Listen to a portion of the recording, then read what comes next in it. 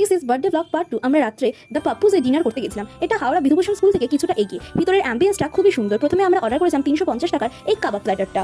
Total 10টা কাবাব ছিল। প্রথমে ছিল চিকেন হরিয়ালি কাবাব 2 পিস, খুবই সুন্দর, পুরো হরিয়ালি টেস্ট আছে আর খুবই সফট ছিল। দেন ছিল 2 পিস চিকেন টিক্কা কাবাব, এটা খুবই সুন্দর ছিল, ঝাল ঝাল, আমার খুব দারুণ লেগেছে।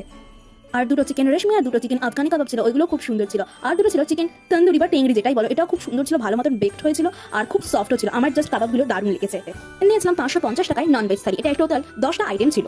3টে গ্রেভি আইটেম, 3 রকম টেংরি কাবাব, একটা কাঠি কাবাব প্লাস নান প্লাস বিরিয়ানি আলু মাংসের সাথে, আর একটা তন্দুরি কাবাব। কটা খাবারের টেস্টও দারুণ ছিল। বিরিয়ানির আলুটা কতটা সফট দেখলে, মাংসটা খুব বড় পিস ছিল আর দারুণ খেতে ছিল। আমার তো বিরিয়ানিটা খুবই সুন্দর লেগেছে। আর এই শিক কাবাবটা, এটা জাস্ট সেরা ছিল।